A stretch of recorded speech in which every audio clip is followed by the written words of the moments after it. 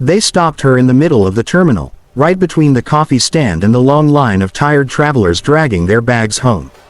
It wasn't loud or dramatic at first, just a quiet hand raised, a calm but firm voice asking her to step aside.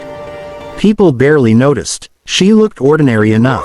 Late 20s, athletic build, hair pulled into a low bun, wearing jeans, boots, and a faded hoodie.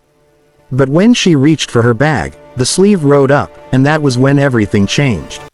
The black ink on her forearm, sharp lines, unmistakable, caught the light.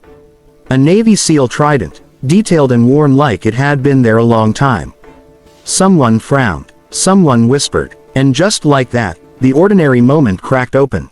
They asked her questions she had clearly answered before. Her name, her destination, her job. She responded politely, patiently, like someone used to explaining herself. But the looks she received were no longer neutral.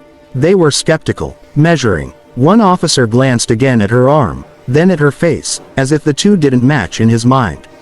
"That tattoo," he said carefully, "it's not something people usually get unless they've earned it." She nodded once. "I know." That was all she said. No defense, no explanation, just two words that landed heavier than a long speech. They moved her to a small room away from the noise. The air felt different there, thicker, tense. She could hear planes taking off through the walls, reminders that the world was still moving while she sat still. Someone asked her if she understood the seriousness of impersonating military personnel. Another mentioned stolen valor. The words stung, not because they were loud, but because they were wrong. She didn't raise her voice. She didn't argue. She simply listened, her hands folded, eyes steady. On the inside, though, memories stirred. Sand, heat, pain, laughter, loss. Things no one in that room could see. She remembered the first time she'd been told she didn't belong. It was years ago, standing at the edge of a training field, the only woman in a line of men who looked like they had stepped out of an action movie. The looks then had been worse than these: open disbelief, quiet mockery, sometimes outright hostility. But she had learned early that proving yourself didn't start with words. It started with showing up. Again and again, even when your body screamed no. Even when quitting would have been easier. Especially then. Back in the small room, an officer asked where she had served.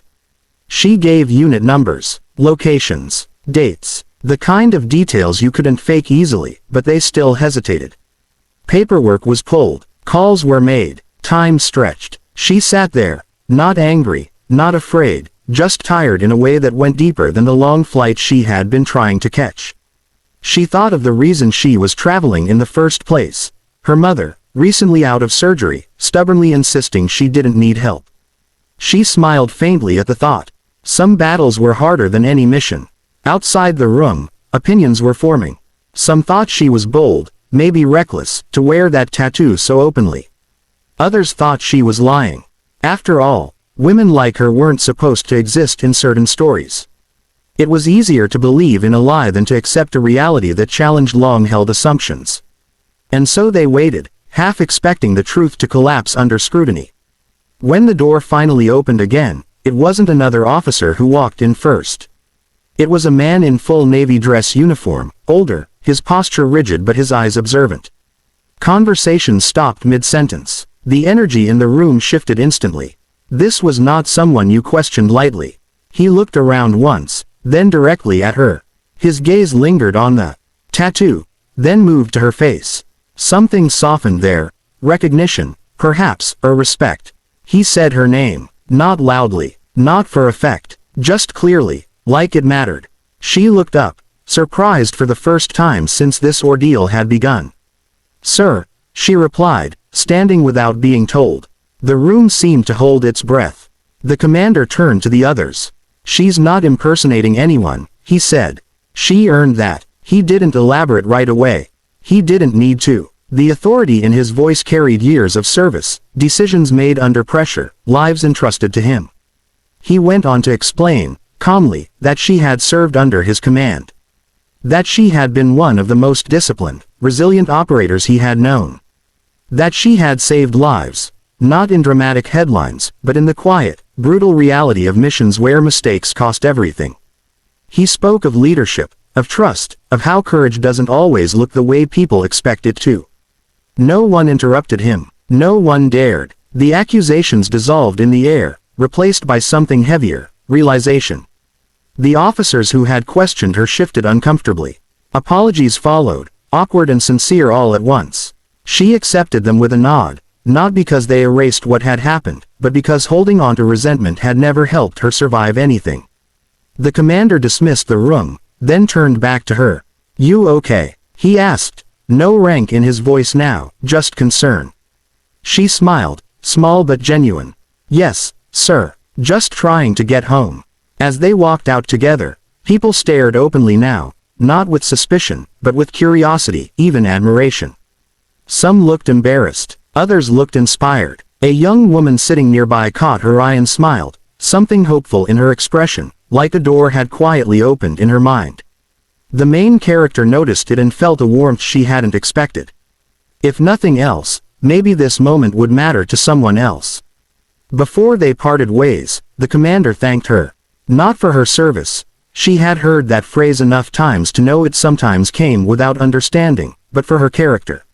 For staying calm. For representing something larger than herself, even when it was uncomfortable. She watched him walk away, then finally headed toward her gate, heart lighter than it had been an hour earlier.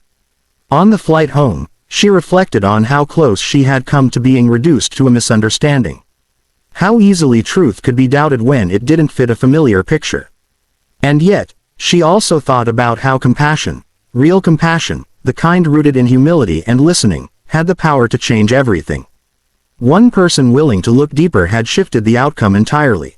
When she arrived, her mother hugged her tightly, unaware of the small storm her daughter had just weathered. They sat together that evening, talking about simple things, laughing softly. The tattoo was visible as she reached for a glass of water, but no one questioned it now. It simply was, a symbol not of status, but of perseverance. The world would continue to misunderstand people like her.